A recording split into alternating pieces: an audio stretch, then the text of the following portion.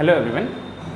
एक बच्चे ने हमसे क्वेश्चन पूछा था कि जब भी हम कहीं मूव करते हैं, ठीक है, तो हमारे साथ जो मून होता है ना वो हमको मूव करता हुआ दिखाई देता है ना, तो क्यों मून हमको फॉलो करता है? जैसे हमको ऐसा लगता है ना कि मून हमारे साथ मूव कर रहा है, बाकी और सारी जो चीज़ें होती हैं, ठीक है, कहीं पे ट्रीज़ हैं, घर हैं, कुछ है, वो सब हम जैसे जैसे ट्रैवल करेंगे वो सब चलता जाएगा ना, लेकिन लगता है ना कि मून यहीं फिक्स है, जैसे यहाँ से जितना दिख रहा है उतना ही दूसरे जगह से दिख रहा है। ऐसा क्यों होता है, ये क्वेश्चन ने किसी बच्चे ने हमसे पूछा था। तो देखिए, अगर जो हमारा ह्यूमन आई है, ठीक, किसी चीज़ को हमको देखने के लिए, जैसे मान लीजिए आई है, ठीक, और ये ऑब्जेक्ट है ना, इस ऑब्जेक्ट को हम देख रहे हैं, तो इस ऑब्जेक्ट को देखने के लिए हमारे आई पे जो बनने वाला एंगल है वो एंगल हमारा मिनिमम 1 मिनट होना चाहिए। ठीक, अगर कोई ऑब्जेक्ट है, ठीक है, जैसे मान लीजिए कोई ऑब्जेक्ट है और जो हमारी आंखों पे जो एंगल बना रहा है ना, जैसे आप लोग जानते होंगे ना, एंगल के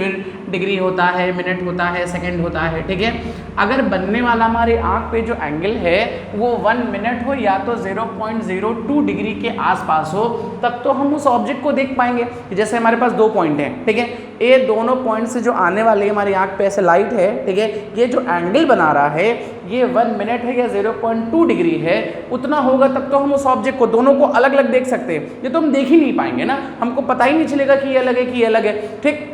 जैसे हम लोग एटम मॉलिक्यूल्स क्यों नहीं देख पाते हैं ना, क्योंकि एटम मॉलिक्यूल्स का साइज इतना ज़्यादा छोटा होता है, ठीक, कि हमारे आंख पे जो बनने वाला जो एंगल होता है ना, जो विजुअल एंगल है, इसको एंगल ऑफ रिजोल्यूशन भी कहते हैं, ये एंगल जो होता है 1 मिनट से छोटा होता है, इसलिए हम एटम को रिजॉल्व नहीं कर सकते, हम देख नहीं सकते ना। तो 2 डिफरेंट ऑब्जेक्ट को देखने के लिए हमारी आंखों पे जो बनने वाला एंगल है वो कितना होना चाहिए, हमारा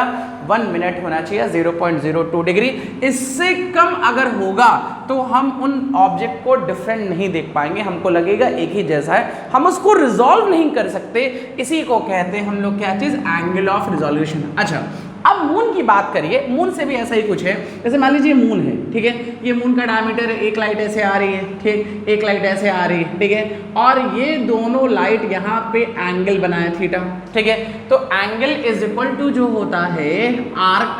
आर्क अपॉन रेडियस, ठीक है, तो आर्क की जगह डायमीटर, रेडियस की जगह इतना, तो theta is very small, theta बहुत छोटा होता है। क्यों छोटा होता है? क्योंकि ये डिस्टेंस बहुत ज़्यादा है, ठीक है, इसके रिस्पेक्ट में ये डिस्टेंस बहुत ज़्यादा है, तो थीटा बहुत छोटा होगा। और जब हम एक प्लेस से दूसरी जगह मूव करेंगे तो थीटा की वैल्यू चेंज होगी, लेकिन बहुत माइन्यूट चेंज होगा, इतना कम चेंज होगा ना कि हमको पता भी नहीं चलेगा और एंगल चेंज हो गया। और अगर हम इस एंगल के वेरिएशन को, देख, हम एंगल के वेरिएशन को ऑब्जर्व नहीं कर पाएंगे तो हमको ऐसा लगेगा कि मून हमको फॉलो कर रहा है या हमारे साथ घूम रहा है ना। बहुत सिंपल पॉइंट बोल रहे हैं, ये मून है, इससे ऐसे लाइट आ रही है, ये एंगल बना theta, theta is very small, ठीक, हमको पॉइंट सोर्स की तरह दिखाई दे रहा है, ठीक है, हमको बहुत बड़ा मून नहीं दिखाई देता है ना, कुछ साइज का दिखता है, ठीक। और जब हम एक प्लेस से दूसरे प्लेस पे जाते हैं, मान लीजिए ये ऐसे था, हम यहाँ खड़े हैं, यहाँ से देख रहे हैं, इस प्लेस से हम इस पॉइंट पे चले गए,